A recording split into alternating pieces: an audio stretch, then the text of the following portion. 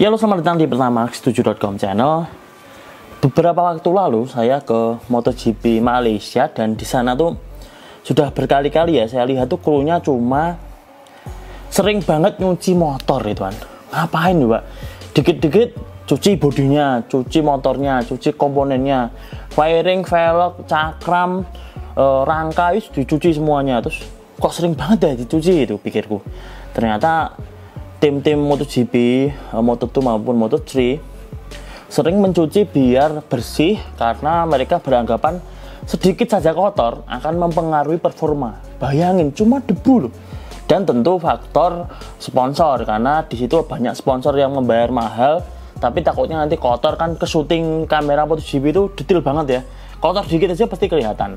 Oke, kita balik ke judul video. Jadi bayangin cuma bodi aja seketat itu ya, harus bersih banget. Apalagi komponen racing. Ini ngomongin racing khususnya MotoGP. MotoGP itu terdiri dari sekitar lebih dari 2000 komponen. Ingat, 2000 komponen prototipe atau purwarupa yang dikembangkan khusus untuk balap MotoGP. Terus dari sebanyak 2000 komponen itu ada setidaknya 200 komponen yang harus diganti secara rutin. Apa saja dan berapa usianya? Selamat menyimak video ini. Kita ngomongin motor balap dengan top speed lebih dari 300 km per jam. Ini sudah kenceng banget ya. Salah sedikit fatal, meleng dikit bablas. Nah, karena tujuan untuk kecepatan setinggi itu, makanya pabrikan memberikan usia tertentu pada part tertentu yang harus diganti secara rutin. Ada jadwalnya khusus. Yang pertama adalah kita lihat dulu, sekali race di akhir pekan itu pebalap akan menempuh jarak sekitar 500 km. Jadi dari Wonogiri ke Pulau Jakarta sana ya, hampir 500 km lebih malah itu. Jadi pembalap MotoGP akan menggeber motor sejauh 500 km. Dari FP1, FP2, FP3, FP4 sampai Q1, Q2, warming up race sampai dengan balapan. Itu totalnya sekitar 500 km. Nah, dalam waktu 500 km itu ada part yang perlu diganti. Yang pertama adalah setiap 350 km, yang pertama ganti oli mesin, wajib. Terus yang kedua ganti coolant atau air radiator, dan mungkin juga akan ganti brake fluid atau cairan rem. Dan juga setiap setting suspensi akan ganti oli suspensi, oli skop. Lalu, itu kan cuma 350 km ya. Ditambah sekarang naik ke setiap 500 km. Jadi motor balap MotoGP itu setiap 500 km ganti rantai, Pak De. Ganti rantai, bener ganti rantai. Jadi ganti rantai penghubung antara gear depan atau sprocket depan dan sprocket belakang. 500 km ganti rantai. Setauku di MotoGP itu cuma pakai 3 merek rantai ya, setauku. Yang pertama adalah Daido atau DID Jepang, yang kedua adalah RK Chain Jepang, terus yang ketiga adalah EK Chain. Oh, berarti ada 4, karena setahu ada Regina Chain. Kalau Regina itu merek Italia, setahu itu. Jadi setiap 500 km ganti rantai, Pak De. Luar biasa. Tambahan tadi ada yang terselip, yaitu di 1000 km. Jadi setiap 1000 km motor balap MotoGP akan ganti yang pertama gear depan dan gear belakang ganti bersamaan. Jadi sprocket depan dan sprocket belakang itu usianya cuma 1000 km. Terus yang kedua adalah kampas kopling, Pak De. Jadi kampas kopling ganti setiap 1000 km atau setelah latihan start. Jadi kan namanya start practice kalau nggak salah. Jadi latihan start, gaspol, gigi 1, kopling dilepas. Nah itu cukup menghabiskan atau menggosongkan kampas kopling kering. Terus di 1000 km, setiap 1000 km motor balap MotoGP wajib mengganti cakram depan carbon disc brake. Itu usianya antara 800 sampai 1000 km, tergantung enak mana. Biasanya kalau udah 800 km udah nggak enak, itu harus diganti seperti itu. Terus selanjutnya adalah cek mic dulu, takutnya geblak. Setiap 1200 km sekali motor balap MotoGP akan ganti velg depan belakang. Velgnya sendiri ada yang OZ magnesium maupun pakai yang Marchesini. Jadi setiap 1200 km ganti velg depan belakang berbarengan. Jadi nggak parsial ya, nggak depan dulu atau belakang dulu, tapi sebarengan 1200 km. lumayan ya.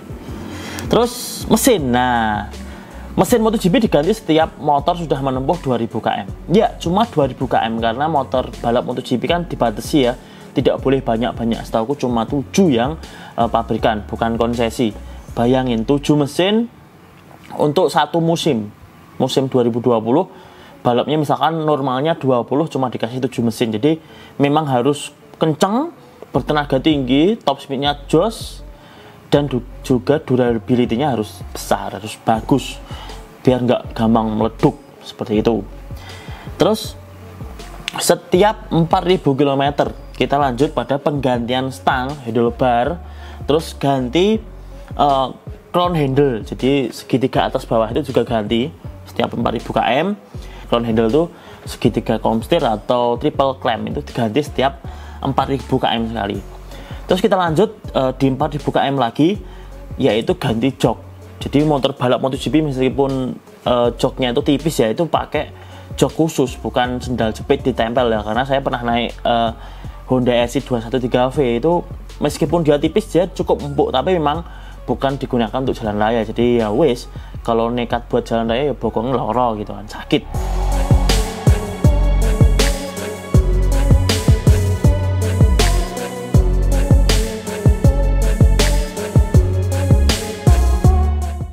Karena memang tipis, tapi itu harus benar-benar didesain sesuai dengan postur pengendara atau pebalap. Kita lanjut. Setiap 4500 km sekali, maka motor balap MotoGP akan mengganti rangka, Pak. Jadi rangkanya kan ada dua versi ya.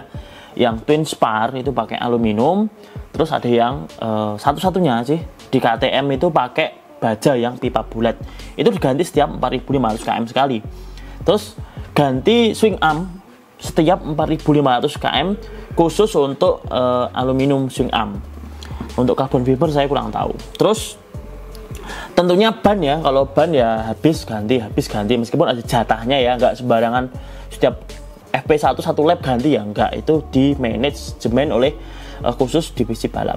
Kesimpulannya sih cukup wow ya, saya nyebutnya wow karena ternyata ketat itu penggantian spare part di MotoGP, nggak boleh lebih dari itu. Misalkan olinya masih bagus kok pakai motor 300 V2 atau pakai Motorrad 10 W60 misalkan, kan itu masih bagus kan, sayang gitu kan ya. Di MotoGP nggak ada kayak gitu ya, ganti ya harus ganti meskipun baru 350 km. Terus soal velgnya sendiri kan magnesium alloy, magnesium forget, mereknya mahal, OZ Racing sama misalkan Manjesi ini, mosok baru dipakai 1200 km diganti gitu kan ya. Ini di kelasnya MotoGP Pak D, tidak toleransinya harus sangat-sangat mepet, tidak gegabah ya, karena ini menyangkut kecepatan, nama besar pabrikan, terus keselamatan dan keamanan pembalap itu sendiri. Karena takutnya pakai part yang ada usang itu kan, udah kenceng itu, ada apa-apa karena partnya nggak sesuai, misalkan peleknya melengkung atau oleng atau gimana. Ya wes, itu aja ya. Ini data resmi dari MotoGP.com. Saya nggak mengada-ada mengenai penggantian komponen racing di motor balap. Mas, kalau fairing gantinya kapan gitu kan? Kalau fairing itu kan carbon fiber, dia awet. Gantinya kalau crash, pecah, ataupun setahu saya stikernya itu loh, sponsor itu ngeletek atau baret, itu biasanya diganti versi yang cadangannya. Karena fairing itu nggak ada batasnya ya, mau ganti sebanyak mungkin. Misalkan ganti tiap FP1, FP2 ganti nggak apa-apa kan, banyak. Yang nggak boleh ganti itu setauku mesin nggak semudah itu gonta ganti karena jatahnya memang sedikit. Ya wes, itu aja cerita singkat mengenai usia part racing di motor balap MotoGP. Lumayan ngeri, tapi memang gimana lagi ya, motornya udah, anggap aja satu motor itu 100 miliar, dari bentuk seperti itu per motor 100 miliar gitu, anggap aja. Mesinnya aja udah berapa puluh miliar gitu kan, jadi wajar kalau perawatan seperti itu. Terus karbon disc brake ini mahal, kaliper tuh mahal, apalagi ECU, kelistrikan itu kan mahal, rangka mahal, pokoknya barang mahal semua. Nanti ada yang komen, wah itu bohong, itu motor balap MotoGP itu cuma 3 miliar kan. Terus yang mana kok motor balap MotoGP cuma 3 miliar? Itu Honda RC 213 VS kan. Itu bukan motor balap MotoGP Pak De, itu road legal lah. Terus ada yang komen, lu kemarin bahas KTM dijual 5 miliar kan. Itu motor bekas balap Pak De. Aduh, pusing saya. Ya wis itu aja. Semoga cerita ini singkat ini bermanfaat dan semoga ke depan saya bisa nonton lagi MotoGP langsung. Mungkin besok saya akan lebih berani untuk syuting karena di MotoGP itu nggak sembarangan ya, syuting itu. Kamera aja sulit ya, misalkan mau foto itu aja sulit, apalagi mau ngerekam pada sulit, kecuali kelas Moto3 gitu kan. Karena kemarin aku biasanya itu nyuci motor itu firing MotoGP sama body kit maupun rangka mesin dari Moto3. Kalau Moto2 pas aku ke sana itu lagi FP2 sedikitku. Ya wes, itu aja. Semoga bermanfaat dan salam MotoGP. Salam pertama setuju.com.